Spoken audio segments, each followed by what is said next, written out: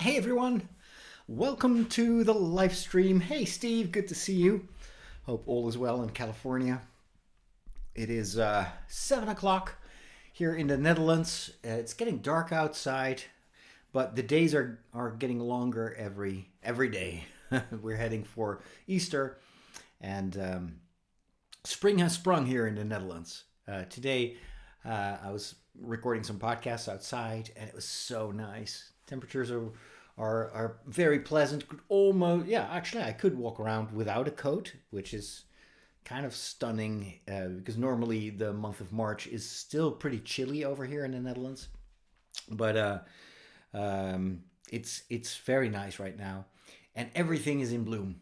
The trees are in bloom. I have a park here on the other side of the square in front of the church, and it has cherry blossom or something very similar. I'm not sure if it's really cherry trees. I don't think so, but it does act completely resemble the images of cherry blossom in Japan. It's absolutely stunning. Hey Mike, good to see you. Hey Diana, welcome to the stream. And so this is my favorite time of the year. You can be outside, enjoy the weather. It's not that hot. You don't have all the insects that you will have in the summertime. Um, the woods are still a little bit barren. Most of those trees are too large to bloom right now.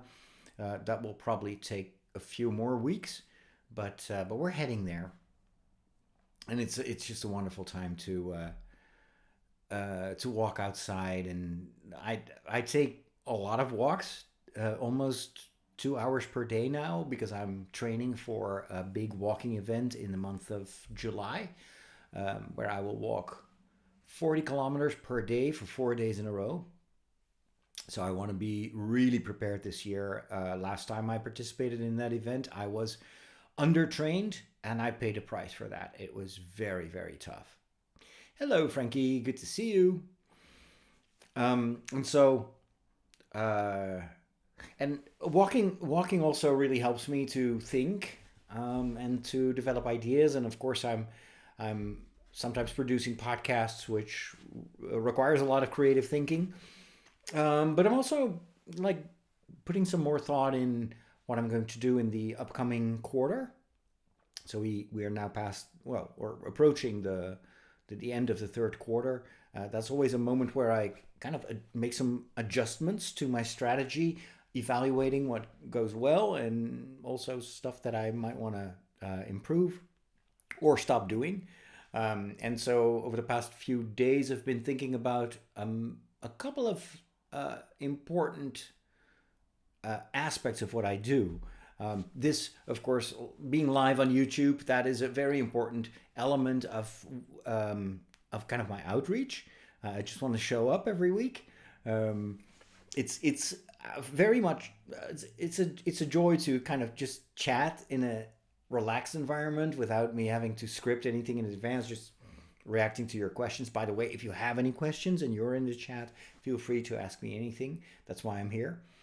Um, and the kind of the environment in which I'm doing this is YouTube, which has now become kind of my primary channel to communicate because I stopped using the Meta platform. So Facebook, WhatsApp, Instagram, and Threads. The reason being that I don't think that the values or the lack thereof of Meta kind of corresponds to my own scale of values. I think it's pretty damning, all the news that came out the other week about Meta having used tens of thousands of books that they downloaded illegally. They didn't pay for it, they didn't pay the authors, and they used those books to train their AI. And now, a few days later, they announced that they're going to implement that same AI that they trained illegally on books from thousands of authors. They're going to implement that in all their platforms. So it's going to be part of Instagram, part of Facebook, part of WhatsApp, you name it. Threads probably will follow. And so they're making a ton of money on the backs of hardworking authors. A lot of my friends who are authors who've written books have looked up their books in the database and they're right there. So Meta stole from them as well. And they can get away with it because they have uh, billions. They don't fear any legal repercussions because they will just pay the price. And in the meantime, they continue to make money. Well, for me, there's only one way to stop this kind of behavior, and that is by not using their services anymore. I don't want to give them my content anymore because otherwise I'm perpetuating the the system. So anyway, the advantage of stepping back from Meta is it gives me a lot of time to invest in other platforms, and mainly YouTube. Now, of course, there are also a lot of issues with Alphabet, which is the umbrella corporation that owns YouTube, but it's much less serious as Meta's behavior recently. Star-Lord is painting the bathroom. I don't envy you. That must be a tough job. But I hope it's going to be pretty. As far as YouTube is concerned, I'm kind of making some adjustments to my strategy for the book channel, which is kind of right now has my main how do you say that? My main interest. I put a lot of energy in because I'm still building it up. I'm still creating a community there or forming a community around books and around my own books. I will continue to do weekly updates about my writing process. And I'm also planning on posting more review videos and more general videos about books and about the books that I love. So that's a relatively easy way to continue building that channel. Then I have my main YouTube channel, which actually all of a sudden, and I did not expect this to happen, had one video going viral. I did a kind of a bit of an essay, very brief, like 5 minutes long or 5.5 minutes, about Star Wars Andor and about its relevance for today's world, where in many countries you see a rise of authoritarianism, and that's exactly what the story of Andor is about. That really struck a chord with mostly North American viewers or visitors, and so the algorithm started to send it out to more and more people. So right now it's been seen by more than 20,000 people. And of course, obviously, a lot of reactions, a lot of comments. And of course, subsequently, a lot of work for me because given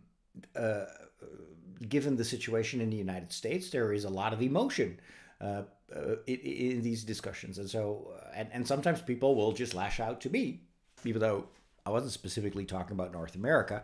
This is a trend issue everywhere. But, some people listen only to half of what you're saying, and then they project a lot of stuff on you. So all these comments are waiting for approval, and it's a ton of work because I have hundreds of comments still in the queue for me to look at. But I prefer that rather than letting everything loose and then just having this big flame war going on in the comments. I've learned my lesson in the past. So because that went viral, that gave me another reason to kind of rethink how I approach that channel. What I want to continue to do is to share, to step away from all the reviews and the kind of educational videos. I've been doing that for many years, but that requires a lot of time and a lot of effort. And instead, I want to do more opinion pieces like that short video on Star Wars Andor. So that's probably going to be a weekly thing where I'll just do a good video, at least in terms of like the talk or the contents. And then in addition to that, I want to show more of my life as a priest and a geek. And I have a lot of interviews with fellow Star Wars fans, with fans of fantasy, cosplayers, you name it, anime fans. And those are fun to watch. And it's not just my voice. I'm giving a platform to the people that I encounter. And It's been a long time dream of mine to share those interviews, and I think now is the time to start doing that. Now that I have more of a clear idea what I want with that channel, so it's building community around these stories, but being more myself instead of being Mr. Professor commenting on whatever is on TV, because that's a very reactive way of communicating and it's derivative. Whereas if I really share my opinion and I give people some ideas and maybe some advice, that's much more me, and hopefully therefore also a bit more unique and useful. Diana wants to know if I ever read spooky books. Well, actually, I just read a spooky book. It was called City of Ghosts. It's a book by Victoria Schwab, a fantasy author. I read The Invisible Life of Addie LaRue 2 weeks ago, which I really loved. And this is a series for younger readers. And it's about this girl who has an almost, fatal accident. She nearly drowns, and she's saved by a boy. And when she emerges, she comes back to life. She realizes that the boy isn't real. Well, the boy isn't alive anymore. He's a ghost. And now, from that moment on, she's able to communicate with these ghosts. It's a bit like The Sixth Sense. And it happens to be that her parents have a TV show which is about ghosts. It's one of those paranormal reality shows. And so for their work, for a new season, they travel to Edinburgh in Scotland. And of course, Scotland is full of ghost stories. And while her parents are exploring these haunted houses and castles, the girl actually has an adventure in Edinburgh, and there's a lot of drama. She at one point kind of crosses over to the other side, and she doesn't know how to come back to the world of the living. And it's a really good story. I so enjoyed it. When I was reading it, I thought this should be a TV series. This could work so well. You could film it with a relatively, small budget, go to Edinburgh, do this in Scotland. Why not? And I think it would be a fun story. The story's already there. The franchise is there to pick up. And then Victoria Schwab wrote, I think, at least 2 more novels based on this same, the life of this girl and the same premise. And I thought what I liked about it is not just a ghost story. It's not just a mystery, but it's more fundamentally about the relationships that this girl has with other people who have already crossed over, who are no longer among the living. And it even asks some very pertinent questions about life and death and the value of, especially of death. Death is not just something to be scared of. It's a different reality. And how does dealing with death impact our day-to-day life here now that we're still alive? I love these questions. I love fantasy stories that kind of take a premise like that and expand upon it. So that's a very specific ghost story that I've read. I also enjoy Stephen King, but in small dosages. I'm not really, the horror genre so far has not been my favorite genre. I'm maybe too scared already. I don't know. I just like more relaxed stories. I like the kind of supernatural stories. A bit like, for me, the let's say how do you say that? The intensity. If it's like the Twilight Zone, those stories can be creepy. Twilight Zone is kind of my comfort level. Anything that goes beyond, like The Exorcist or stuff like that, it is beyond my comfort zone. And I don't enjoy those stories. However, maybe it's also a matter of upping the ante from time to time and challenging myself to read more spooky stories. It's maybe comparable to eating spicy food. The first time you put some spicy condiments on your food and you're not used to it, you're like, oh, my head's on fire, I need to drink but the more you get used to it, the higher your tolerance becomes. There's this YouTube show of interviews being conducted while the guest eats like these super hot wings, like hot in like burning your face, that kind of hot. And there are some guests who are actually so well accustomed to spicy food that they can just speak. They don't tear up. They just continue the conversation. I have no idea how that works, but because like the more the interview progresses, the spicier the hot wings become.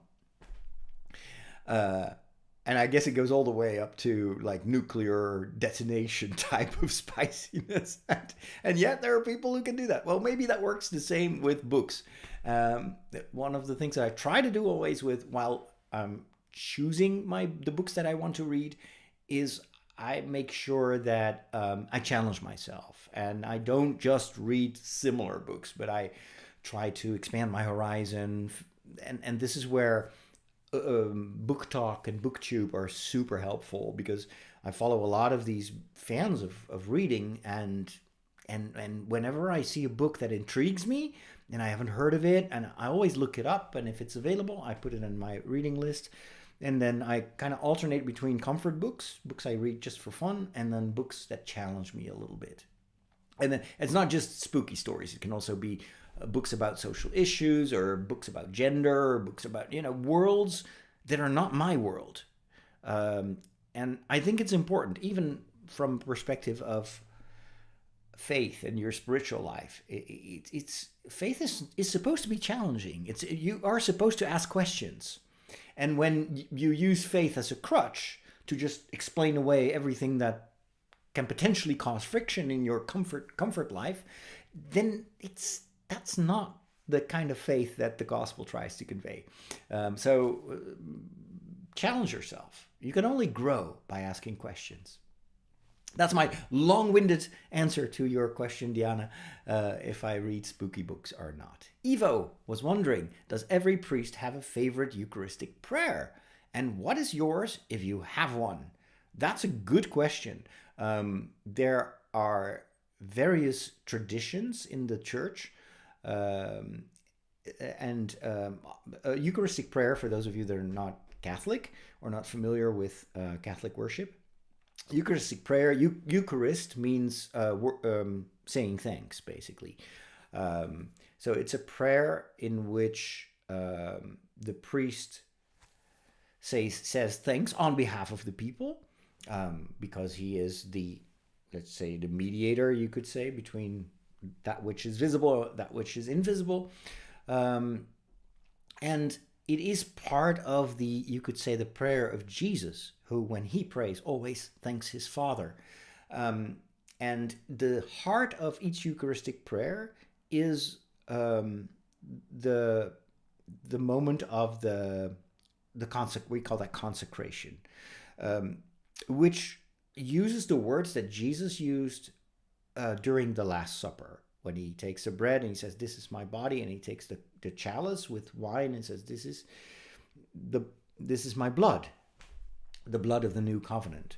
And so in the 2,000-year tradition of the Catholic Church, that was not just words, but that prayer is actually transformative, you could say. The bread and the wine turn into the body and blood of Christ.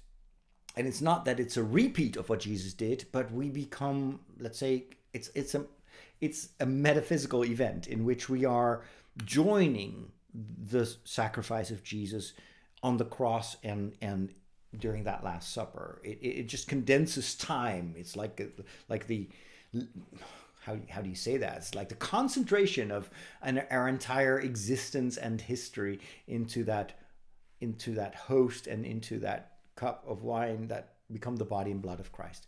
Anyway, that's a bit of a theological approach, but this is why that's such a central prayer and has always been in Catholic worship. The way in which this prayer was formulated has changed a lot over time. We have remnants of the very first, the very early Eucharistic prayers. We have these thanks to the church fathers, so people from the first few centuries of Christianity who wrote them down. And some of our prayers, some of our Eucharistic prayers are modeled on those ancient, very, very ancient prayer traditions. But over time, as you can imagine, the formulation of these prayers changes, and new combinations of prayers emerge, and new creativity comes about. And so ultimately that results in a Eucharistic prayer that is kind of prescribed as this is the Eucharistic prayer. And that dates back to the Council of Trent. And so that was part of a liturgical reform where at one point the church was like, okay, so we've got all these different traditions, all these different prayers. Some are good, some are not so good. Let's get together and in consensus create this one Eucharistic prayer that's going to be the kind of normative prayer that we want to be used wherever Catholics celebrate the Eucharist. That didn't preclude further evolution of that particular prayer. And so the first Eucharistic prayer that is still in use in the Catholic Church is based on that kind of one single normative Eucharistic prayer that was used for centuries. However, there are certain people that think, well, that's the only prayer we should use. So they want to kind of like, for them, the best way to celebrate liturgy is to take that prayer that has been used for so many centuries. However, oftentimes they don't realize that prayer itself has even changed very recently, and continues to evolve. Language evolves, our ways of expression evolve, and so. And plus, it is also the result of consensus and liturgical renewal. So I'm always a bit amused when they use that as an argument against all the newfangled Eucharistic prayers that came about after the Second Vatican Council in the 60s of the last century, because they see that as a deformation of the true tradition. I was like, well, tradition means change. Tradition is change. Tradition is much more than it's just preserving relics like a museum.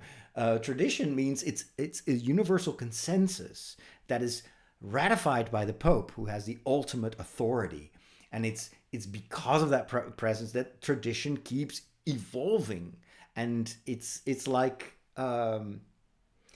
music that keeps being reinvented, and you can play a composition from 5 centuries ago in a very different way today, and every composer will add his or her own emotions and talents to it. So musical language too changed. Our own day-to-day language changes. The way I speak right now is kind of an imitation of North American, but the American language, if you go back 2 centuries, you would have a hard time understanding people, let alone if you go back to Ireland or whatever, the migrants in that formed the current day population of the United States, where they came from, and you look at what people used to speak before they came to North America. It's a different time, it's a different language, and thankfully that's the cool thing about our expressions. It changes, and it allows us to tell new stories, create new prayers. So again, long story for a simple question. Eva wanted to know if I have a favorite Eucharistic prayer. No, I don't. In the Netherlands, we are using a missal that is actually no longer valid. It's strange, but it contains a number of Eucharistic prayers that are unique to the Netherlands, as well as some that are used in certain areas of the world. For instance, there are 4 variants of a Eucharistic prayer that was created in Switzerland, and it's used in some European countries, but not everywhere. In Italy, for instance, they have, I think, just 4 Eucharistic prayers that they use, and maybe they have another one for children or young people. I'm not sure, but in 99% of the churches you go to celebrate, they will have one of those 4 Eucharistic prayers. So those 4 are pretty universal everywhere. But then the Netherlands has a lot of them, and they were introduced at experimentum, as you say in Latin. So it was a bit of an experiment. Let's just, allow this to be used, and then we'll see what sticks. And maybe we'll make some improvements over time. And the funny thing is, when the bishops at the time decided that this would be allowed at experimentum, they actually gave it an expiration date, which has passed years ago. And we don't have a new missal. And because the Netherlands and the current retranslation of the missal is in the hands of basically one person. And he is like, nothing happens, nothing moves. And for most of the other bishops, it's not a priority anymore. But that creates a very weird situation where the Netherlands has a number of Eucharistic prayers that formally cannot be used anymore. But then again, the bishops then gave it an expiration date. So the bishops now don't tell us that we can't use them anymore. So what's going to happen? So everybody's waiting for everyone. It's a very unfortunate situation, but small country, slow church, very slow church. So anyway, I personally like the 4th Eucharistic prayer a lot because it has, it's a more narrative Eucharistic prayer. It's long. That's why I don't like it. But it does have, I think, a very solid theological, biblical structure in it. And it is thanking God for what he has done throughout history. And it goes over all these important moments in our salvation history. And that's something you don't hear that often. It's not used that much. But I think it's maybe one of the most theologically sound, dense, beautiful prayers. We also have a few Eucharistic prayers, like I think it was the 6th or the 7th Eucharistic prayer. And those are based on the very old early church tradition. So those are relatively new because around the Second Vatican Council, there was this ressourcement, as you say in French. So a ressourcement, it was going back to the sources of our faith and of tradition. And that's how they unearthed all these early prayers, and they started to weave them into modern day Eucharistic prayers. Those are nice too, or I think there's only one. But yeah, I don't play favorites. I just pray whatever the liturgy that Sunday prescribes, and if I have to pick myself, I just look at the audience. And if it's a long mass and I've been long-winded in the homily, sometimes I'll choose Eucharistic prayer number 2 because it's very short. And sometimes on solemnities, I'll just pick the first Eucharistic prayer, and I don't know, just no favorites.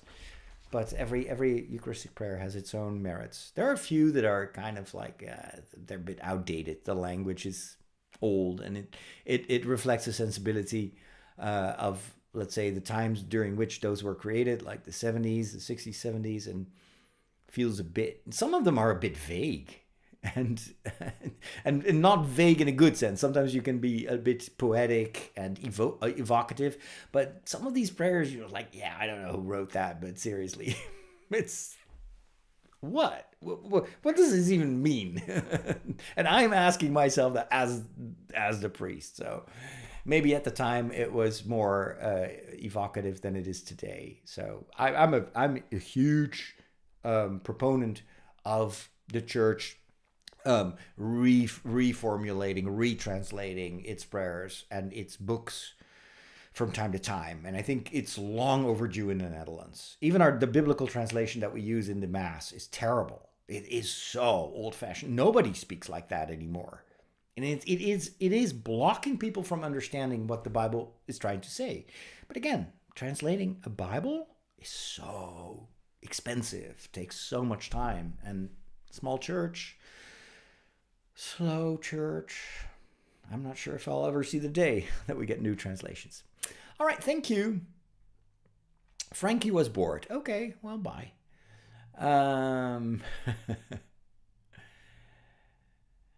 Radican likes my Evangelion videos. I'm glad you enjoy them. Um, really hoping to go back to Neon Genesis Evangelion. I have so much more to explain. Um, but thanks for reminding me. Star-Lord has a specific attention for flashy lightsabers. You mean the ones that have like flashing lights, or flashy because they're just like super cool? I only have one plastic lightsaber. Is it here? No, it's probably upstairs. I used to have it here, but it's a toy. I don't usually I don't collect anything. I use it as a prop for my talks sometimes, but I don't collect any merchandise. Andreas Boo wants to know: are you in the mood for reading when you're in the middle of a writing project? I not at first. I was. Oh, wait a minute. I should actually project these questions. I forgot I could do that. Oh, but now I need to get rid of the Discord link. There you go. So, are you in the mood for reading when you're in the middle of a writing project? That's a very good question. When I started writing my novel, I stopped reading for 2 months.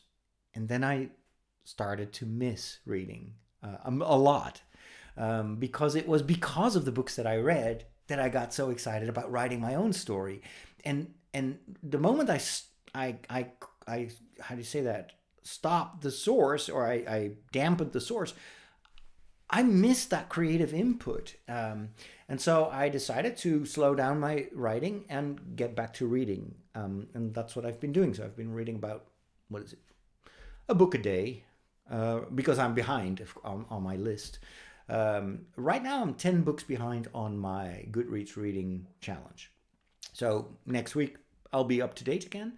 And then I'll probably slow down a little bit to like 3 books a week or so. But I don't regret going back to reading, because it has given me a lot of energy to write. And I have to say, since I started writing, I read differently. I read more with an analytic approach. So like, how does this author tell the story, and what can I learn from the way in which the stakes are created or character arcs are executed? There are just a lot of things that I still have to learn. But when I was a passive reader without writing myself, I just disappeared in the book, but I didn't really learn from it. And it's very similar to what I've done with in my career as a television maker.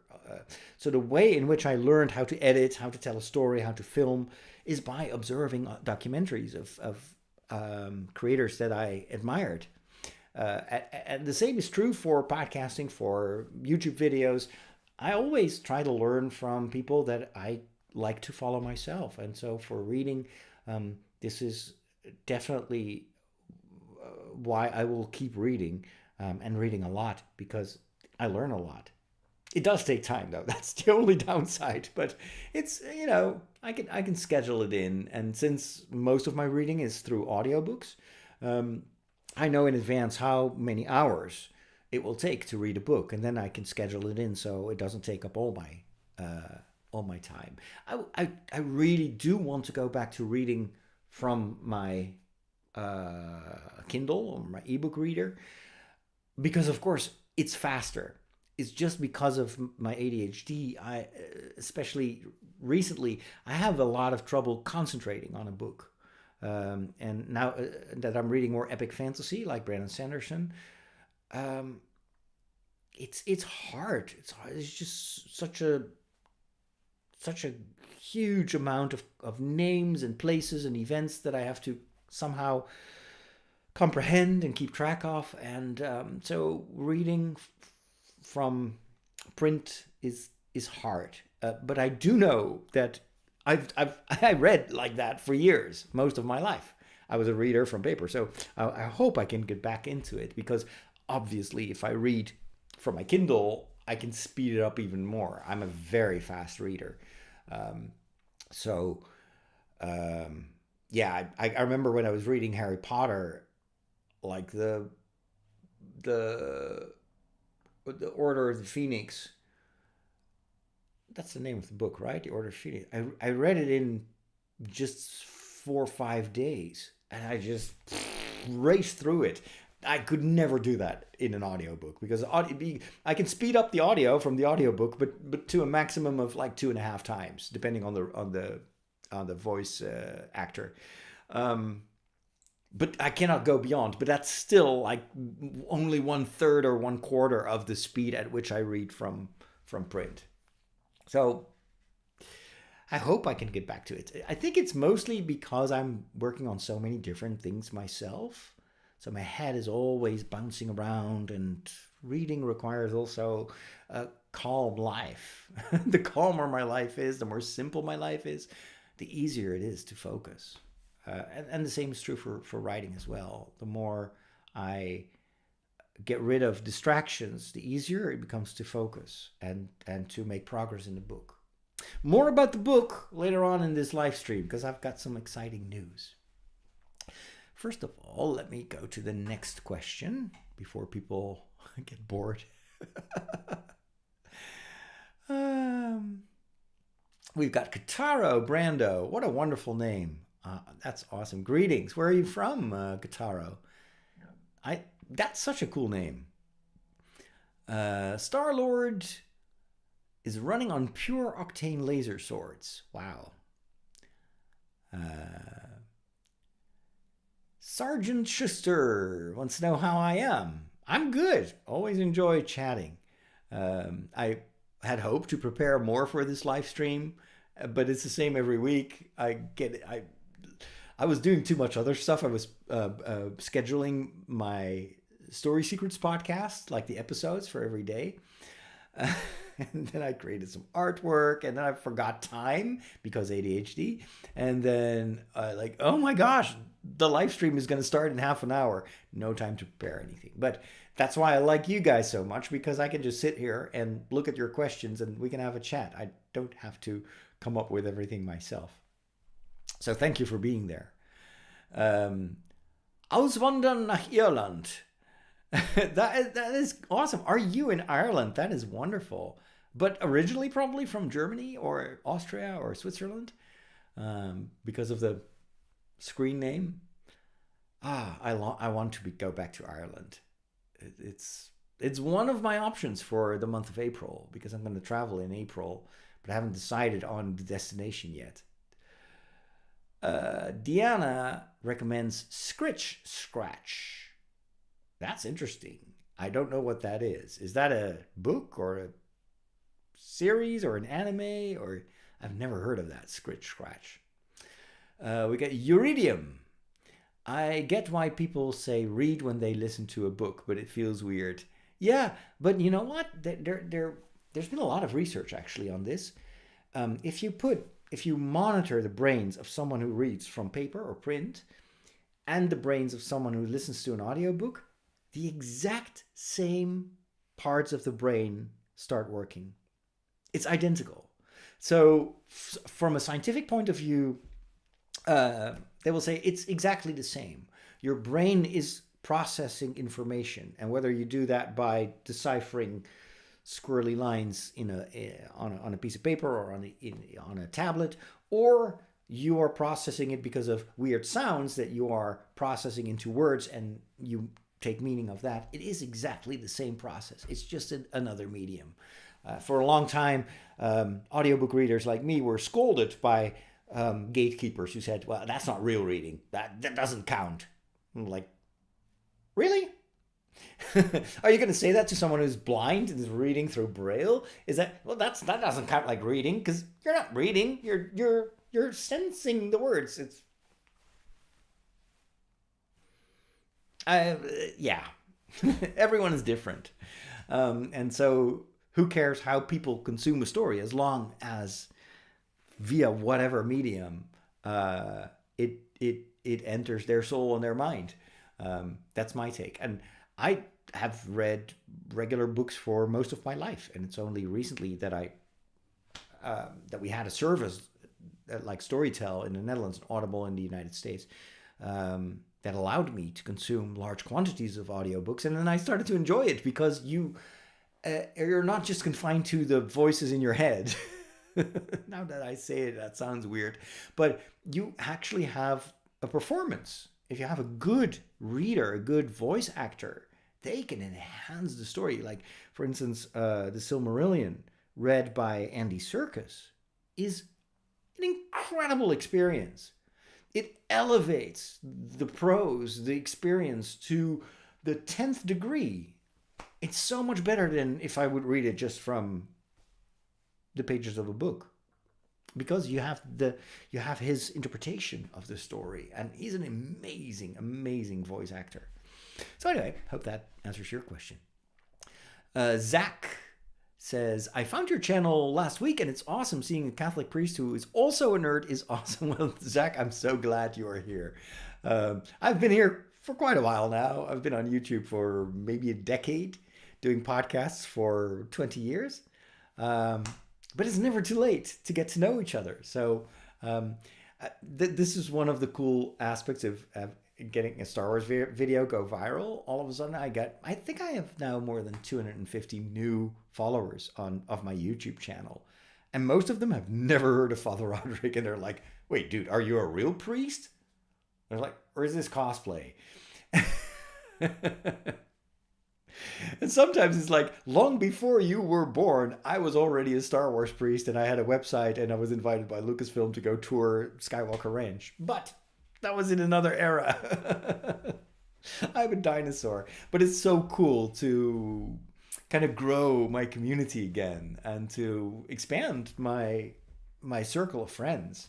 I'm so excited to be a nerd and to be a geek.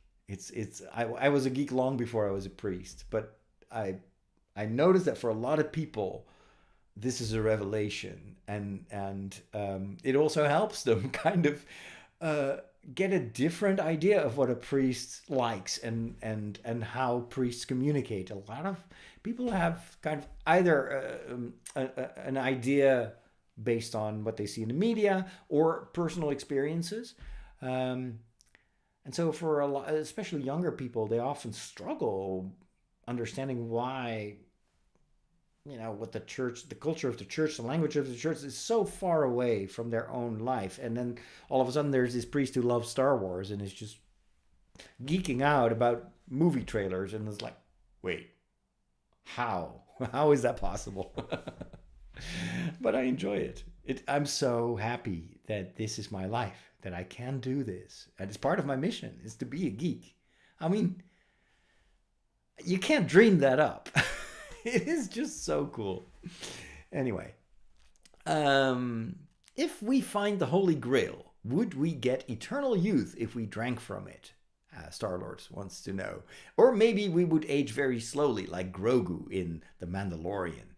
Grogu is the baby Yoda who he does age, but his species grows or ages very, very slowly. So Yoda is hundreds of years old, whereas humans grow up very quickly. Well, the Holy Grail obviously is a part of the kind of the legendary tales, the mythology, you could say Christian mythology. And it's this idea that somewhere, and most people are familiar with the concept because of Indiana Jones, right?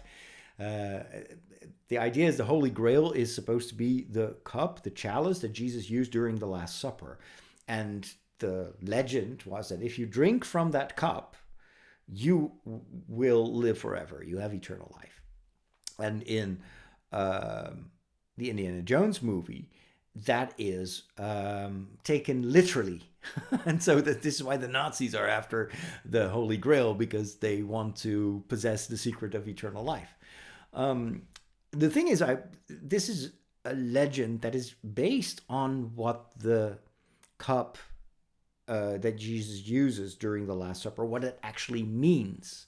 And when Jesus raises the cup and shows it and says, you have to drink from this because this is not wine, this is my blood, which will be poured out for you.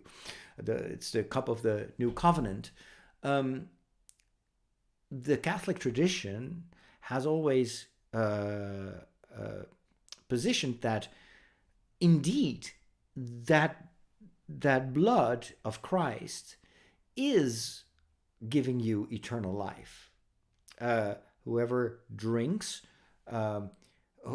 Jesus himself says this to his followers. Whoever eats my flesh and drinks my blood will have eternal life, and he will live even though he has to die. And so that is connected with this, with drinking from the cup. But obviously, Jesus, or obviously not obviously, but it's always has been interpreted as we're talking about life after death. So it's not eternal life here on this earth. No, it is eternal life in the sense that we have an eternal soul. Our body will at one point die. It is aging. As we live, as we breathe, every time we take a breath, we die a little bit. And ultimately, we will all die. No one excepted. However, Christian faith maintains that Jesus, by dying himself and dying for our sins, and being risen from the dead by his Father, has opened the door to eternal life. And that's also based on what Jesus says himself. You know, whoever holds on to me, has faith in me, will have eternal life. And so it's this very deep-rooted conviction. You see this over the past 2,000 years of Christian tradition. There's this sense that Jesus gives eternal life. But it is ultimately going to be a life where we will also experience the resurrection. So it's not just when we die that all of a sudden we go to heaven. That's kind of our simplified version, you could say, of this concept. So a lot of people think, well, okay, so my grandmother died and now she's in heaven and that's it. That's the end of the story. Well, it's not, because we're talking about a period, and this is hard because there is no time after death. Only we are in time because we live in a physical world. So it's hard to talk about a time, but what we know is that Jesus talks about a resurrection.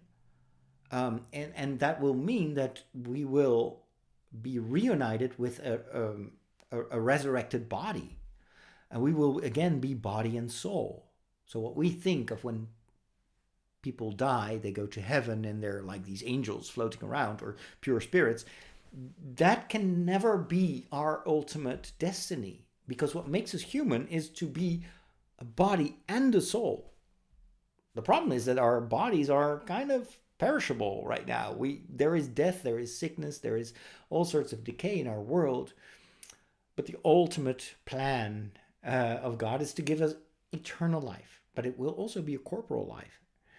How? Does that even make sense? No, I have no idea. I mean, this is why metaphysics is such an important part of Catholic thinking. These are concepts that we cannot truly fully understand because we still live in the constraints of this physical world. So we have no concepts to talk about that. So all this is based on an interpretation of the words of Jesus. And then, of course, 2,000 years of tradition.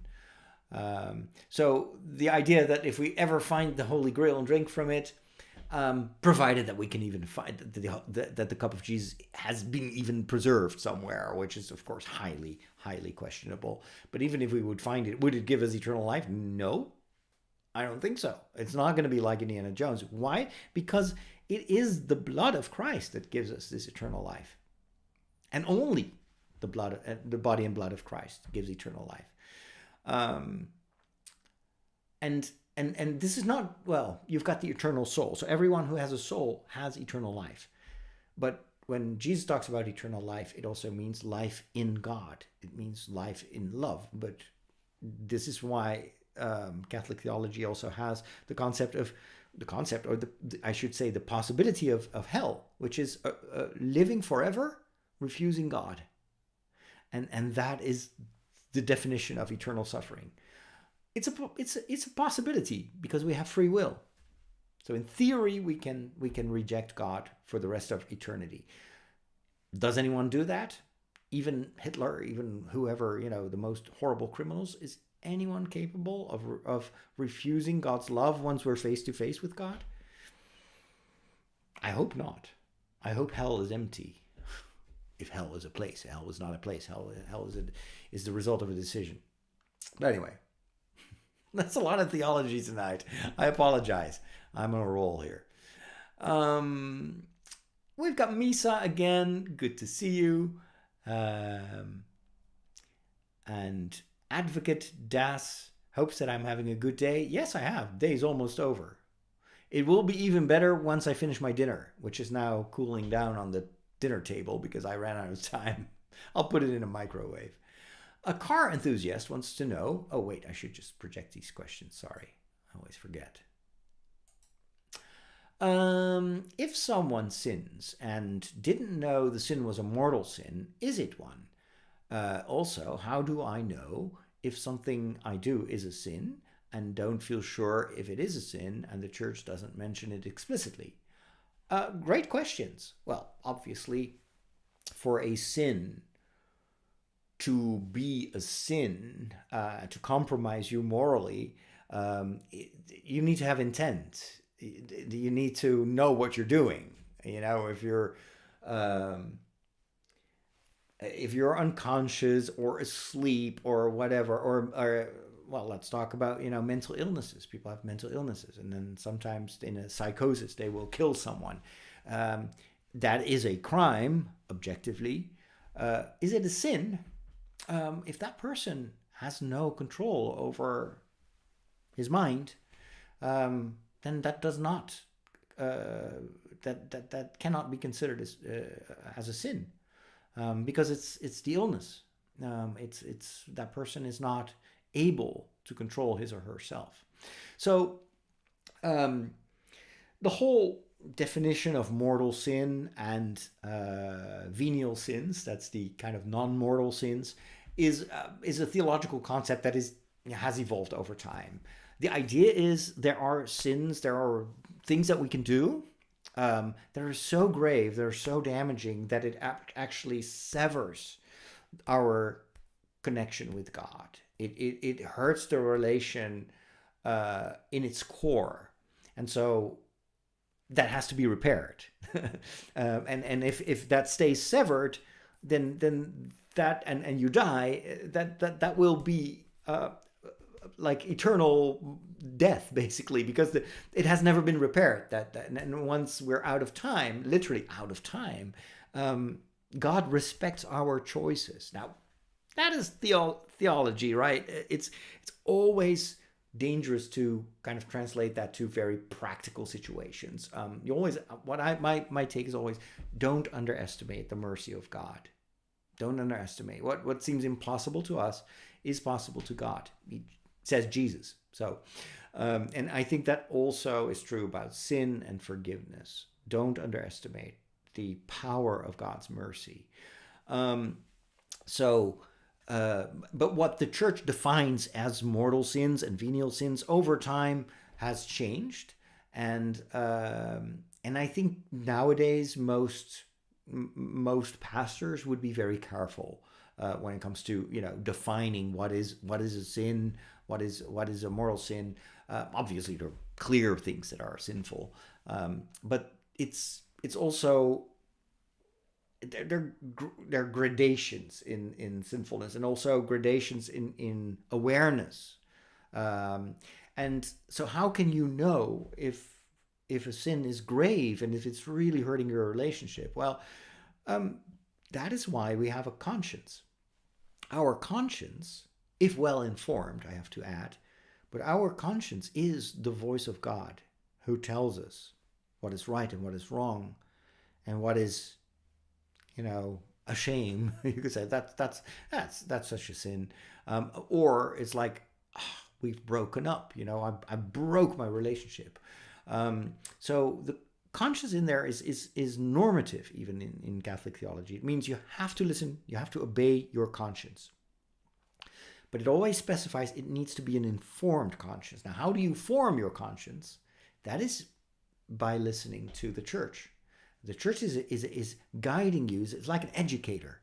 So the church helps you to learn and discover what is good for you, what is good for others, what is good for your soul, and what is not. And the more you learn, and also maybe the more you sin and are forgiven, the more you will be able to discern. And for a pastor, it is very important to accompany people in that and not judge too quickly, because you never know all the circumstances. That is something I've learned in my life as a priest, is people barely ever do something deliberately to hurt other people, or even if they do hurt people and they have decided to do that, it's there's always a story behind that, why people have come to that situation. And it's very often a result of being sinned against, of being abused, treated with aggression, having the wrong role models, being indoctrinated. You know, what you see nowadays a lot with these radicalization of young people. All those are attenuating circumstances when it comes to the severity of the transgression. A church will always say there are objective sins. If you kill someone, that is objectively a sin. But is it also something that severs your relationship with God? We'll have to look at the circumstances, and that's a lot of work, in the sense that people oftentimes are not even aware why they do the things they do, including sin. And so it's a process of discernment and discovery and reflection and meditation. What I do know is that prayer is super helpful in figuring this stuff out. And so if you wonder, like, I don't even know if this is a sin, my advice is always, why don't you bring that to God? Just present it to him. Say, you're bigger than I am. You understand me better than I understand myself. Please make that clear. Illuminate me. Guide me. And God always answers that prayer. He will always do that. It might take a while, but over time you will start to understand where you went wrong and what was kind of innocent and not damaging. And so there's that. There's listen to your conscience. That will give you, in general, already a pretty solid idea of whether something is sinful or not. But then there are lots of things that you might do and you're wondering, well, I don't even know why I act like this. And sometimes you will only start to understand once you do some soul searching or maybe go in therapy. Let's not underestimate that. The church is not opposed to, let's say, the science of psychology. And I think as a priest, you have to be very careful not to try to play the role of a therapist or a psychologist, because we are not competent enough. But I've learned a lot about myself and about how people evolve, to know that I have to be very prudent in my judgment. You always know just a tiny bit of what's going on, and sometimes it just takes time for a person to figure that out. I always say that don't be afraid. Even if you think you have sinned, never be afraid. Never think that God has abandoned you, because he can't. He's God. He will always be there. And if you ask him, please help me see where I went wrong, help me help me form my conscience, he will help you. But never panic. Never think that something is irredeemable, or that you're irredeemable. No one is. Hope that helps. It is not a very black and white answer. I am aware of that, but it's because we are not black and white. Diana wants to know what my thoughts are on the Jesus prayer. The Jesus prayer is a very old tradition. It's a very simple prayer. I think it's something along the lines of, Jesus, Son of the living God, have mercy on me. Yeah, I think that's about it. Correct me if I'm wrong. What I like about it is it's a very, very simple prayer. Even when you don't have any prayer books or, or you're out of energy, that's a super simple short prayer that you can always pray. I learned to value this when I visited a small Orthodox community in Scotland. They lived on the one of those islands near Iona, and I interviewed the priest, and then he invited me and my cameraman to join them for evening prayer. I'd never assisted in at an Orthodox prayer service, but it was really beautiful. It was in this tiny little cabin with lots of icons. There were a few other community members there, and half of the prayer was the Jesus prayer. It's just repeating over and over and over again. I think like at least 30 times. And at first I was like, wow, that's a lot of repetition. And then it just takes over. It's not about the words, obviously, but it's a movement of the heart, just similar to the the rosary, which also is very repetitive, but it's meant to be repetitive because it's not about the words. It's about getting into this rhythm, and the words help. So yeah, it's beautiful.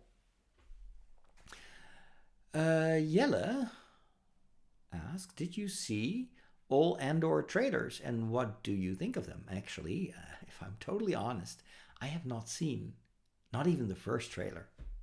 Why? Well, that's my brain. Like I was like, I need to record a reaction video, and then I stressed out about that.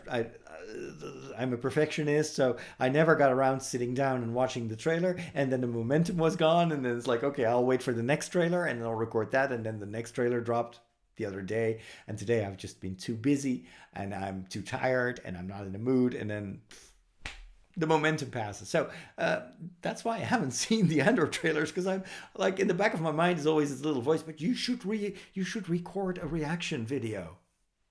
Maybe I'll do that tomorrow. But it's, yeah, welcome to my brain. It's so frustrating sometimes. Anyway, we've got another question. Mateusz wants to know, Jakubiak, that sounds Polish. Do you mind sharing your academic background? I'm just curious. Oh, sure, I can. Academic background. When I was 18 years old and I finished high school, or secondary school, we call it in the Netherlands, which was 6 years, during which I had like mostly languages, history, Latin. So grateful I learned Latin in high school, because that saved me a lot of time later on. I went to a seminary, but it was an academic seminary. So we would live together with other seminarians from all over the world. This was in Belgium, in the French city of Louvain. So Louvain was split up because of the language differences in two cities. So you've got the original Louvain, which is a medieval city, and then you've got a brand new university city where everything is French. That's where I studied. And I studied philosophy. I was very young. I was 18 years old, so I had time. I really loved philosophy, and after 2 years, most of my fellow seminarians moved on to theology. And so in general, it takes about 6 years, the formation to become a priest. So 5 years of study, 2 years of philosophy, 3. This is the classic model that exists in a lot of European countries. It's different in the Netherlands, but in Belgium, it was 2 years of philosophy. So it's there's a word for that in French, but I don't know the English equivalent. And then you have 3 years of theology. And then you have 1 year during which you write a thesis usually, and you do an internship in a parish. And so at the end of that, after 6 years, most of my fellow classmates were ordained. I wasn't, because I loved philosophy. I felt I was way too young for the priesthood. And so I did a master's in philosophy. So that means 4 years. I was a good student, so I didn't take much time. I wrote a master's thesis on the philosophy of Edith Stein, who was an assistant of Husserl, German philosopher. and she was Jewish originally. She converted to Christianity by reading the life of Teresa of Avila, and then she also had a philosophical conversion, and she started to study theology and had to somehow rearrange everything she had learned and adapt it to her conversion to Christianity. So I wrote a thesis about that. Then I did 1 year of theology. I wasn't ready to go back to the Netherlands. Um, because I was so in the Netherlands, in order to become a priest, you had to do 5 or 6 years of theology. There was no philosophy. And so after I had done 4 years of philosophy, I returned to the Netherlands. I was talking to a bishop and I said, yeah, I've got 4 years. What do you have for me? And they said, well, basically, we don't have philosophy in our formation, so you'll just have to start at square one. And it's like, dude, I've been studying for 4 years and I have to start with the first year students? No, I'm not going to do that. So I decided to stay in Belgium, and I initially wanted to finish my entire theology study, so 3 years of 3 years of theology in Brussels. I went to study theology at a Jesuit. Wasn't really a university, although I think they had a link with the Lateran University or something like, or maybe the Gregorian University, obviously. Um, and that was a fantastic year. Oh my gosh, that was because everyone who studied there had already done a master's in philosophy, so straight into like high quality theology.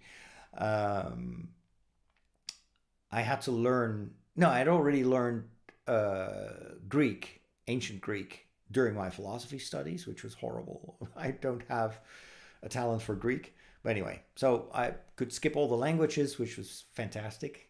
And then, so I had that 1 year. It was awesome. Um and then I got homesick and I missed the Netherlands and I wanted to go home. And that's what I did. And so in that 1 year of theology, I'd done so much that I was dispensed from a lot of the. So I could basically skip the first 2 years of theology because I'd done that in 1 year in Belgium. Nevertheless, I still had to finish the entire master's in theology in Utrecht, which I did.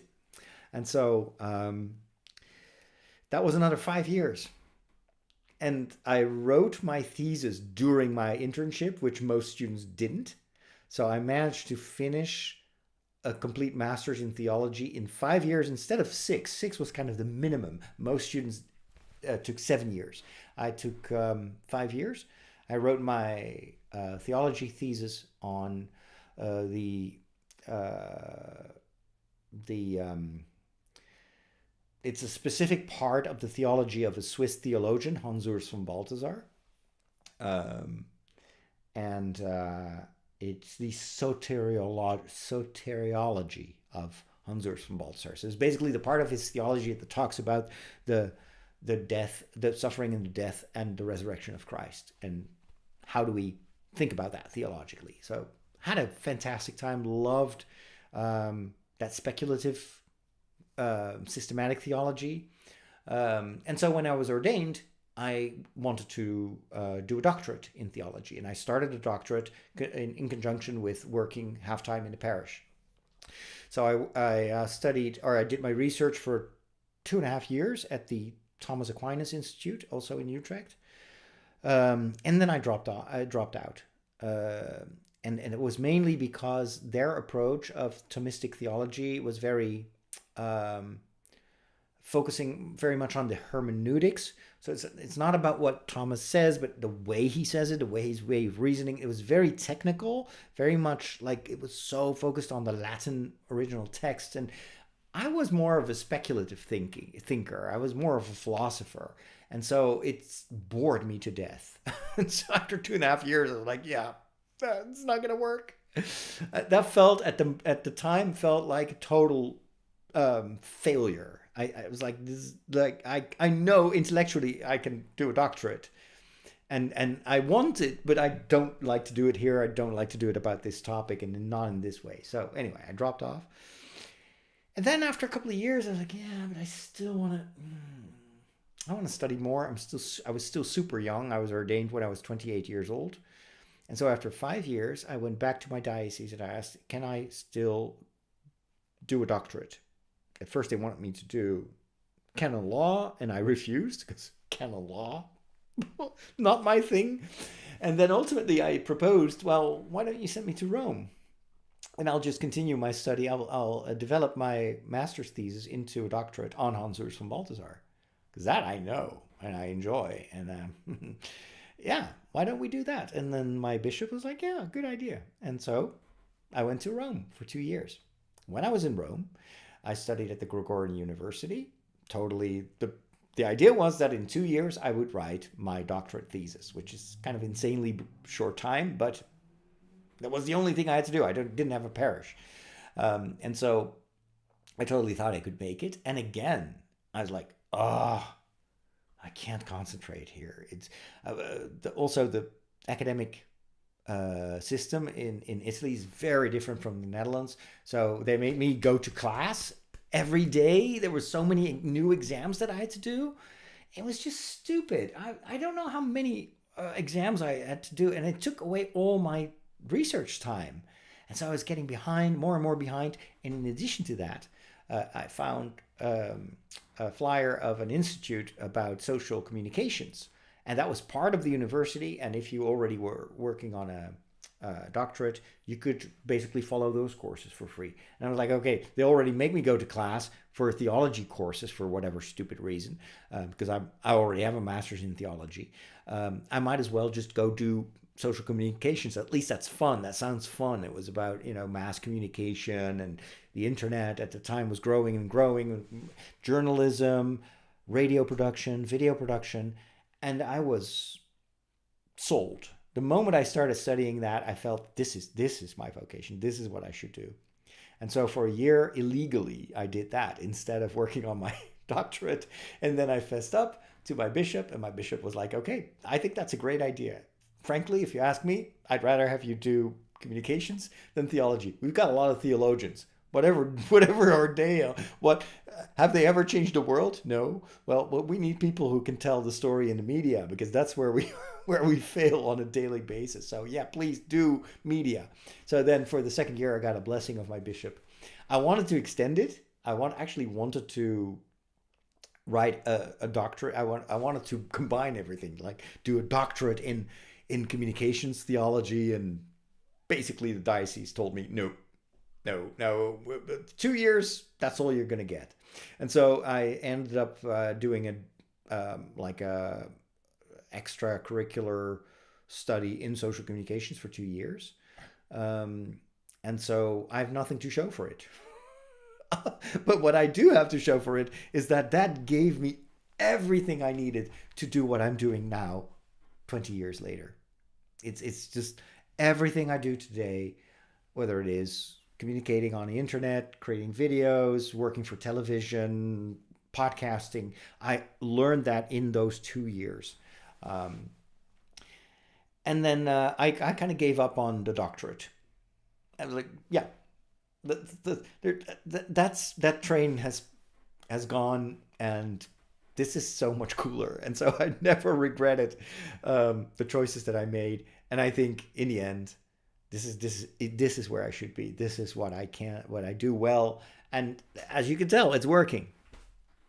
I'm reaching millions of people through social media, and I could have never gotten so far had it not been for that communication study at the Gregorian University. So that's, again, huge answer. What time is it? Oh my gosh, I need to start to wrap up. But anyway, that is in a nutshell my academic background. Okay, I'm going through the rest of the questions a little bit faster. Pete says, I discovered you from your anime channel. Woohoo! But it seems that most people are here. Do you have a preference of channel? I don't know exactly where you're watching this. So I'm streaming this to all my 3 channels. My main channel is the Father Roderick. That's where I have the most followers. But I'm whenever I have something to say about anime, I'll post it on the anime channel and not on the Father Roderick channel. And then I have my books channel. So if you want to follow the process of me writing a fantasy novel, and you like to get my tips on which fantasy books and science fiction books are worth reading, you might want to follow that. The cool thing is it's all free. You can follow all three of them. And so for the live stream, doesn't matter where you are, all the YouTube channels carry the same live stream. But most of the discussion takes place right now at the books channel. But that's mostly a discussion about books, and then on the main channel, and then it's often about Star Wars. Those videos do really well. But I'm pretty sure if I will start, and I'm really hoping to post some new stuff on the anime channel because I love anime. It's just that time. I don't have enough time. But then usually on the anime channel, we can have a lot of like anime-centered discussions. If I would do that on my main channel on YouTube, I would lose followers because it's an acquired taste for a lot of people. The Star Wars is pretty universal. Anime, not so much. Unfortunately, because I think anime is vastly superior in terms of storytelling. Don't tell Star Wars fans that I said that. Andreas wants to know how many languages I speak. Do you prefer to read books in the original language? Depends. I speak Dutch, English, French, German, Italian, a little bit of Spanish. I can read ancient Greek. I can read Latin. 2 or 3 words in Portuguese. So, still working on Spanish. Hope to improve that. I prefer to read books in either in English or in Dutch. I'm pretty fluent in, no, I'm completely fluent in French, but I don't like to read in French, and I don't know why. It's just, I love to speak French, but I don't like to read French. German, I like the sound of German language, but I don't like to read in German. I did both of my studies on German authors. So philosophy, it's all German. Hardcore philosophy, then hardcore theology with Hans-Urs von Balthasar, all German. I wrote articles in German, and now I'm done with German. It's just, I associate that language with work. I'm currently listening to an audiobook in German, but it's hard. It's really hard because I don't barely ever listen to German stuff, even German movies. Don't care too much for it. Spanish, I would like to read more in Spanish because I think it can help me learn to speak Spanish better. English, I like to read English because it's such a natural language to me. I speak more, during the day, I speak more English than I speak Dutch. But if I want to really speed up my reading, I switch to Dutch. So sometimes I will read a book in translation in Dutch because that speeds up things 4 or 5 times compared to English. Beef Stewie, hello from the US. Just discovered the channel today. Welcome. That's so cool. Glad to have you on my channel. Love your approach and tying your ministry to the great science fiction and fantasy stories of our times. Relevant allegory and messaging. I hope so. That's why I do it. Explaining the deeper layers of the stories that you love. Since you're new, let me recommend you also check out my podcast, which is called Story Secrets. So you can go to fatherroderick.com, which has all my stuff. I have 2 more YouTube channels.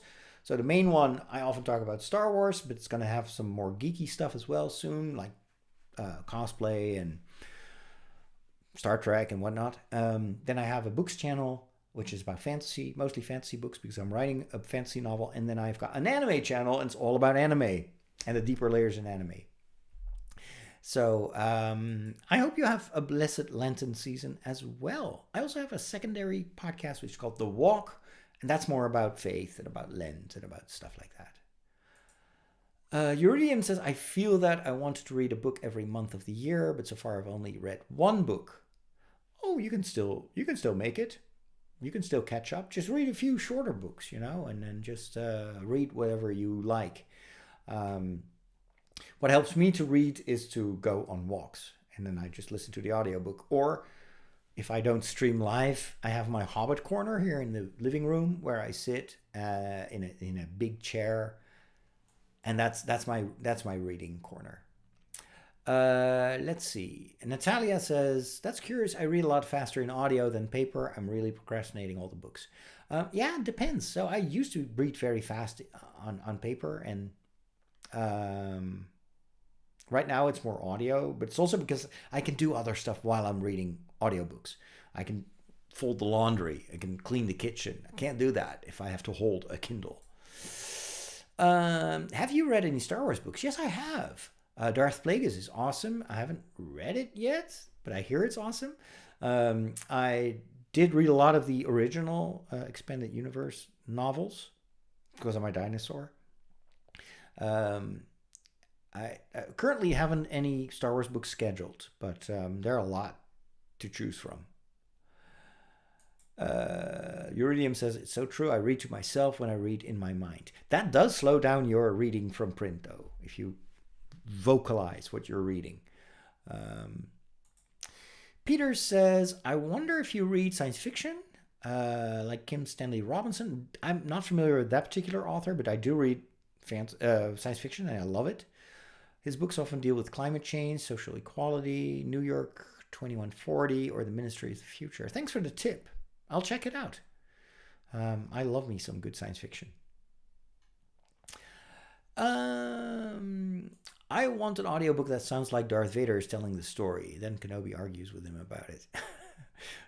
Like, Darth Vader reading an entire audiobook might get on my nerves because every 3 sentences is like... Andy Serkis, fantastic audiobook narrator. Highly recommended. Let's see.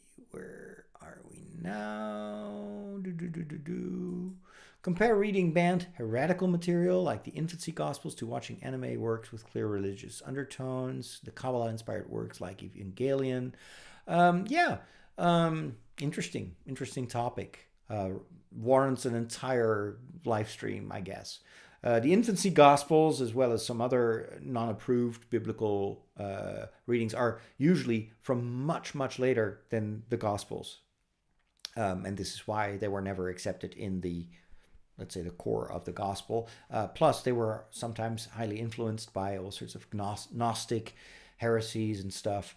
They're just not reliable enough. And that's why they were never included in the canon of the Gospels. But some of these anime series, like Evangelion, they take from all these different sources, and they don't care if it's from the Bible or from these more esoteric writings, because it's their intent is not to tell a religious story. It's just take these religious elements and use it and repurpose them to tell their own story. I still think it's fascinating, and a lot of the, for instance, the angel stuff in Neon Genesis Evangelion is based on these kind of like pseudo-biblical writings. I think it's interesting. It allows me to dive into it and figure out, where does all this stuff come from. Darth Plagueis audiobook read by Daniel Davis is the best performance. Oh, thanks for the tip. I have the book. I don't think I have the audiobook. Maybe I have. If I have the book on Kindle, I usually can get the audiobook for a reduced price. I'll check it out. Thanks for the tip. Of course, Plagueis is, appears in the final scenes of The Acolyte. So I want to know more about him. It's legends, but still, if they ever do the story of Plagueis, they will probably lean heavily on the already existing narrative around them. Woo! I'm so behind on all your questions. My apologies. I need to start wrapping up, though. I've been talking for an hour and a half. Do you watch any anime? Oh my goodness, Iron Chalice. I am a massive anime fan. I have an entire YouTube channel about anime. But even worse, if you're on TikTok, go check out Father Roderick on TikTok. That's my biggest channel. I've got 250,000 followers. And I talk about anime. Attack on Titan. I'm currently watching it. It's awesome. But yeah, go check me out on TikTok. We can talk anime. Sure can. Beef Stewie found me because of the Andor video. Thanks. A lot of people did. That video went viral. I started listening to the new Reign of the Empire trilogy with Mon Mothma, Sam Guerrera, and Bail Organa. Excellent. Oh, that's cool. I haven't heard of that one, but I'll check it out. Um, Please say a prayer for my aunt who just passed. I will pray for Marianne and for the rest of the family, of course, obviously. Star-Lord says, if I get a new body in heaven, I hope it doesn't look like Grogu. No, your body will be still you, right? It's not like you can pick and choose, like, oh, I want to look like Christopher Reeve in Superman or something like that. It doesn't work like that.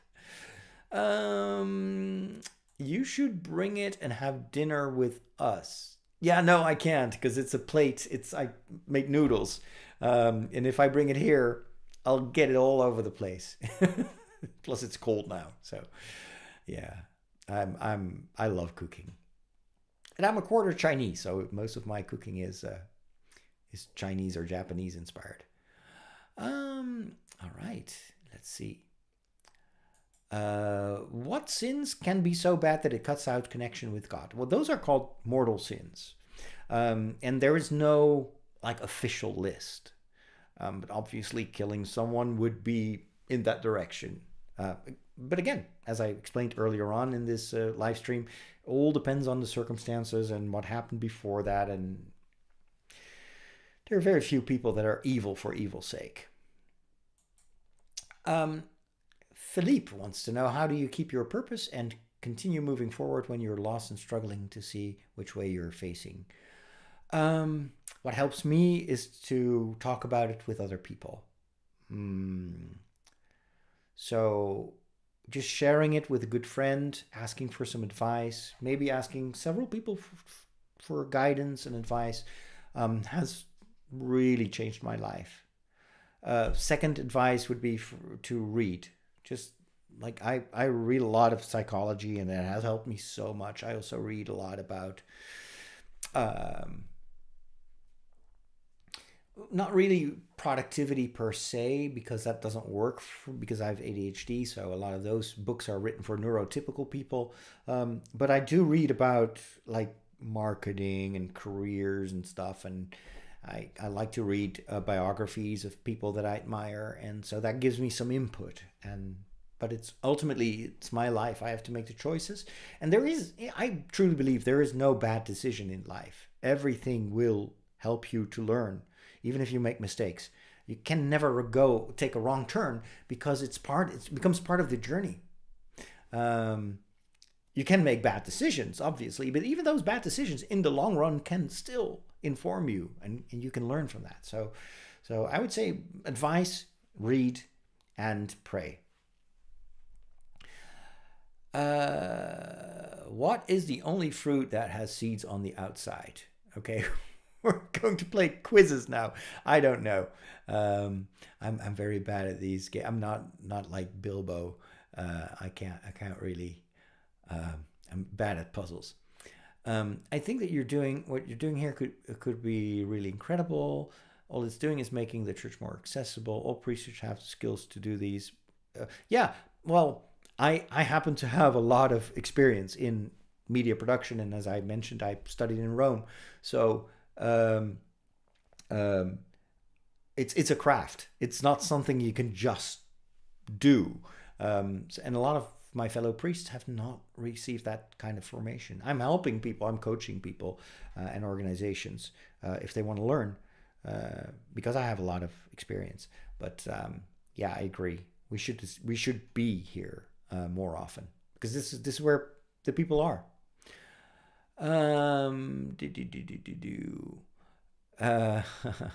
Question, does my father call me son or father? Well, my dad is dead, so he cannot speak to me. No. In the Netherlands, nobody calls priests father. That's an English thing. Usually they call us pastor or something like that. Or in the Netherlands, they will just call me by my first name, which I'm fine with. I don't mind. No, my parents, I was just their son. They weren't very clerical, or yeah. Chris is there with his girlfriend. She's to have another baby. She's kind of in pain right now. And you're going to be the father. Congratulations.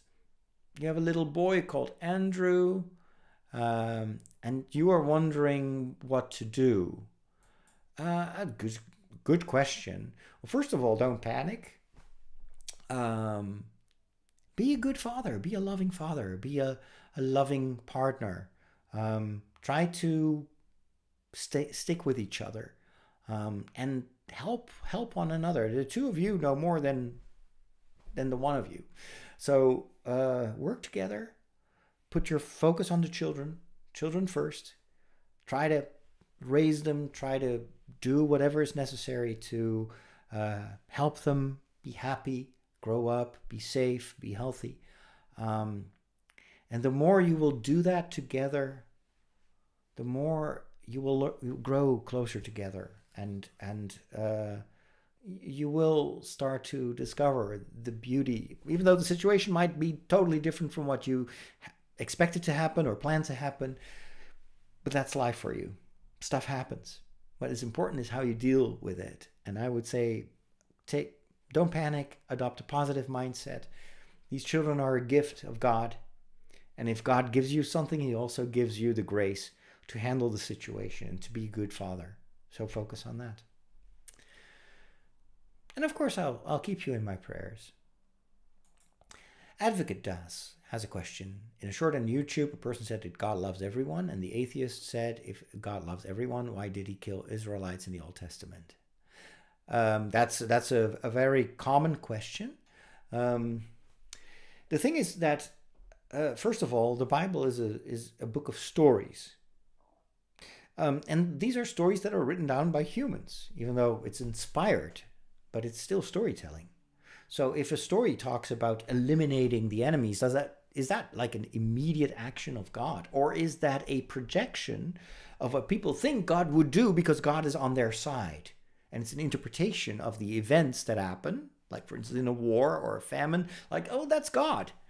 Jesus actually rebukes that. And he says, just this past weekend on Sunday, we read in the gospel that disciples come to him and said, oh, there's been this murder. There's been this accident with this tower. Is that because people were sinful? And Jesus says, no, that's not how the force works. Well, he said it differently, but kind of the same gist. And so his reply is, don't look at others. Don't point at others. And that's why God exterminated them. No, those stories are meant for you to reflect about your own life and to look at your own sins and try to be a good follower of Christ and to live in faith and love. And if you don't, there's going to be a price to pay, either by you or by the people around you, usually both. So is it a different God in the Old Testament? No, I would say it's a different perception of God. But a lot of our perception of a lot of our storytelling is informed by our own culture and situations. And so this is the problem with literal reading of the Bible. You get stuck. It doesn't make sense. The Bible contradicts itself in every part of the Bible. The books contradict, even the Gospels contradict each other. These are stories. These are written from a certain perspective. And what we do is to read, reflect, interpret, negotiate with the texts. See, this is applicable, this is not. This is the God we choose to believe in. This is a depiction of God that we no longer adhere to.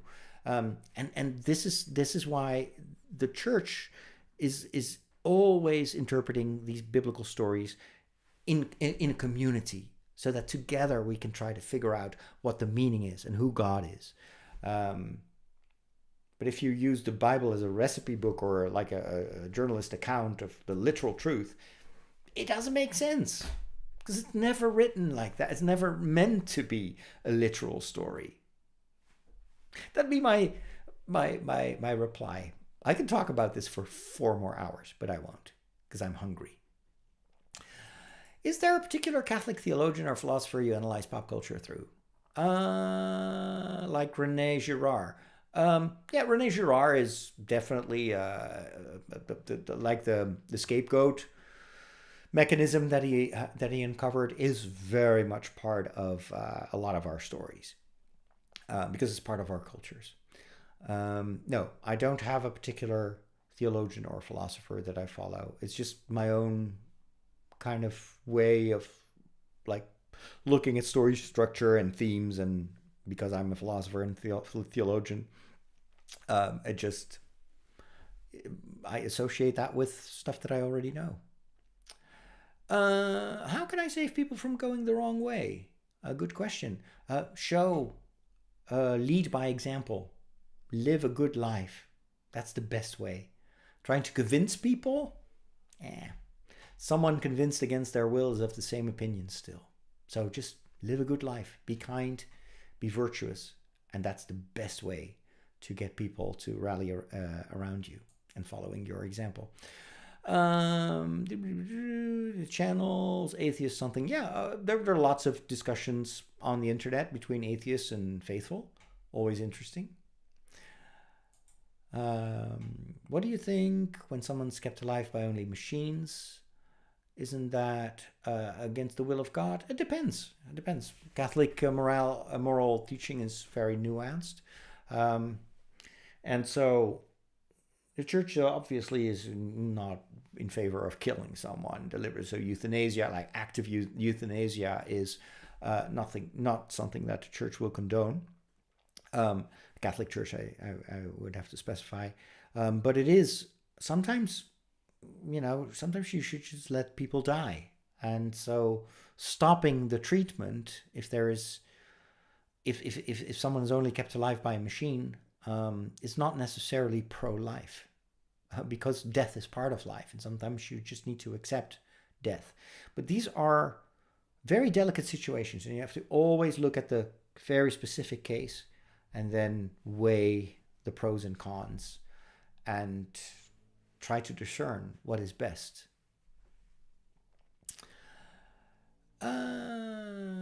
Pete is watching on the Story Secrets channel. Yeah, that's my main YouTube channel.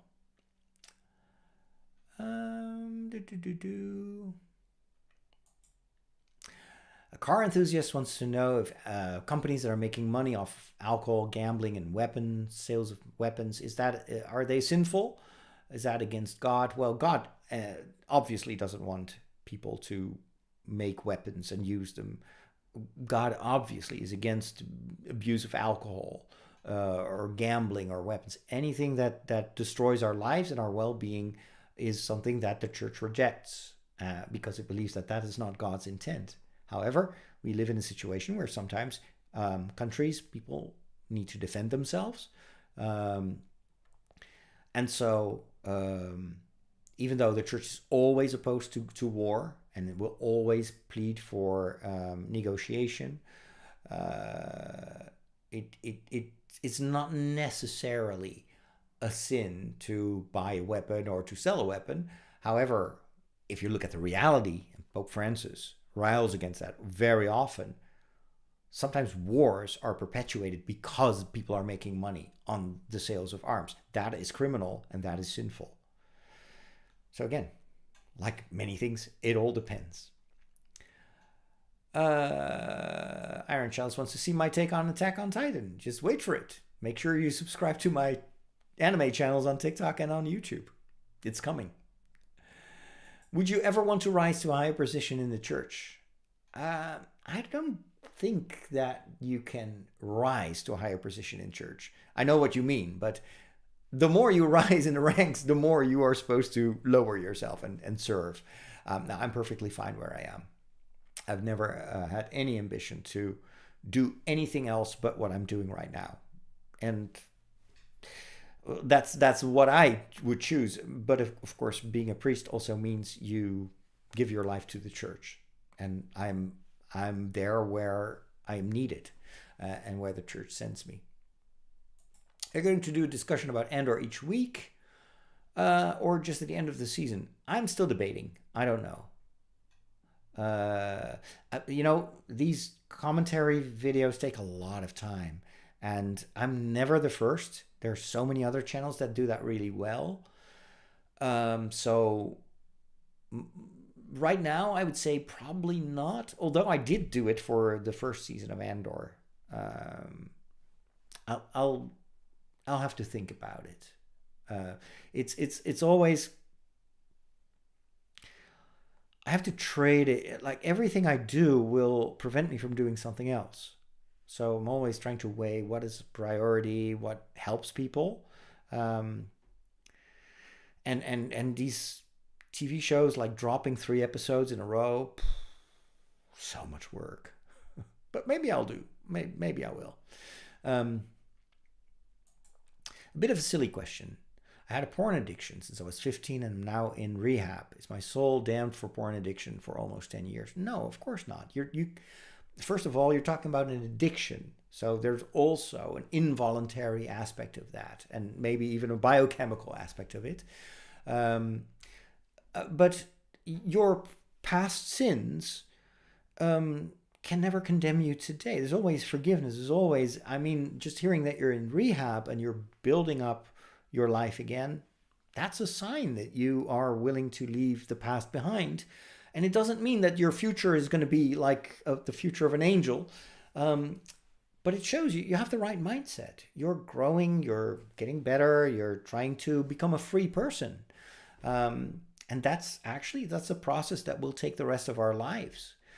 So as long as you have that desire to grow and to become free, I think you're a blessed person and God is working in you and with you. And he's certainly not condemning you. Condemning is something that will push you back and discourage you, whereas God is always there to cheer you on and to help you and to have as infinite patience, always ready to pick you up again and forgive you and help you. And let's not underestimate the struggle that people have with these kind of addictions, because it's like we're talking about pathways in our brain that have been formed for years and years. And so our brain works like a highway. And so our neuron, this is a bit of a technical, but this is how it works. So addictions are often based on these neural pathways, and it takes a lot of effort and a lot of consistency to change those pathways in our brains. And so, we have to be realistic. It's going to take time. It's going to take patience, but it's part of the journey. And you will, if you stay consistent with this, and you give yourself always a new chance, a new opportunity to start again. You don't give up on yourself. That's usually the hardest. Be your own cheerleader because God is your cheerleader. But don't ever think that God will pin you on. We'll confront you with like, Lord, you've sinned so much, you are beyond redemption. Nah, Jesus has forgiven murderers. For God, it's not an issue. What he looks for is, are you willing to grow? Are you trying to be a better person? And as long as you keep trying, God will be at your side. And even if you stop trying, he will still be at your side. How about that? But kudos on being in this process. Do you know Foundation by Isaac Asimov? No, I've never read it. I still am planning on watching the Apple TV show based on the books. It's hard science fiction, but yeah, kind of like that. Can you reference some stuff what's happening in the real world to season 2 of Andor? Yeah, in my video on Andor, I try to explain why I think this story is so relevant for our times, because we see the rise of authoritarianism in so many countries in the world. A lot of my followers thought I was talking about Trump and about America, but no, you see this in Europe and in so many other countries. I think what Andor does is to show you the mechanism and also shows you the remedy. That's why I think it's an important story. We've got Terry there. It's been a long time. Wow. Came across the notes of our session about Tridio. Saw you were online, decided to hop in. That is so cool. Terry, we should reconnect. You taught me so much. And I'm still using a lot of your advice. I think it helped me quite a bit. So yeah, love to reconnect. Um, I hope all is well. You know that I painted my walls in my new rectory the same color as the walls in your house. That's one way you impacted my life today. I just love that color. Like I need that color in my house. In Spanish, we also call priest father, padre. Yes, in Italian as well. Father, forgive me for being late. Hey, I'm late as well. I should have been eating for 45 minutes. I've been talking for 1 hour and 45 minutes. What are you guys doing to me? Hello, Wyvern. Good to see you. Thanks for the live stream. Excited to go back and revisit your content. Signed up for the newsletter. Awesome. We're going to have a great time together. Wyvern is going to the Star Wars celebration. Oh my gosh. I'm so jealous. In Tokyo. No, I won't be there. I will be religiously. I'm thinking of just taking a couple of days off and just watching all the live streams and sitting there with my Star Wars merch, just so I can at least have a taste of what it is there. No, it's way too expensive for me. I don't have the funds. I can barely pay the rent. So, yeah. Unfortunately, I'm a simple priest. I was so happy that they went to London because then that's where I could come. And then I went to the Anaheim one, but that was paid for by a good friend of mine. So yeah, no, Tokyo was unfortunately off limits. It's still on my list. I want to go to Japan. So I so love that country and that culture. But I need some more patience. Hey, good to see you too. We got Diane as well. What happens if you die with unconfessed sins? I don't know. Nobody ever came back to tell me. I mean, I'm joking, but yeah, the idea is that when you die, your state, the state of your soul becomes fixed because there's no time. Literally, there's no time. So you cannot change anymore. But that's a certain theology. I'm always like, we got to keep some room for God. God has solutions where we don't see a possibility because but our brain is so limited. So I believe that God is His mercy is not to be underestimated. That's what I would say. Fear hell for yourself and pray and hope for heaven for everyone else. Is my soul damned if I watch horror movies? I hope not. No, of course not. These are stories. You cannot be damned from watching content or reading a book or no. Season 2 of Freerun is in 2026. Oh, that is so cool. I did not know that. I heard it was renewed, obviously, because it's the best anime ever. But I didn't know it was scheduled for 2026. I'm kind of relieved because that gives me some time to wrap up my commentary on season 1. The TV show Foundation is very different and very bad. Okay, I'm sorry to hear that. But at least, it'll give me a bit of an introduction because the book feels like Asimov feels a bit like difficult to get into. At least that's kind of my outside impression. As a lifelong Asimov Foundation fan, found the Apple TV adaptation entertaining but not representative. Okay, well, good to know. It's on my list. Like 1,000 other books. Okay, I don't know exactly what this is about. Probability rounds. Okay, I kind of missed something there. Have you watched ReZero? Yes, I have actually. A couple episodes. Yeah, it was very, very good. Very good. I actually already recorded some videos about it, and I never posted them. It's Near Automata, right? That is an amazing show. Yeah, I should go back to that as well. I have ready to go content, never got around posting it. What's for dinner, Father? Well, I cooked 2 hours ago, and it's ramen noodles with marinated chicken and some veggies in a soybean sauce. Getting hungry. Friend compared Foundation and a TV show with the comic book Batman and Lego Batman. That's good. I should watch Invincible. I have watched the first season. Pretty cool story. Bit edgy, but yeah, very well done. Sorry about my comment. It was long, so I put it up in two parts. Apologies. But I kind of missed the first part of your question, Luna. So it's about like maybe if I scroll up, I can see where it started. So you're talking about percentages, but I missed the first part of your remarks. Anyway, feel free to bring it up next week. Next week, I'm not sure. Next week. I should read the novel because the anime started cutting content. So we're talking about Nier Automata. Or am I wrong? Is this something else? My apologies. I'm getting a little bit fuzzy because I'm hungry. Yeah, so next week probably I'll be live wherever I am because I'm probably going to be traveling in the next month. I'll keep you up to date. Keep following me on my newsletter. Stay subscribed to all my channels.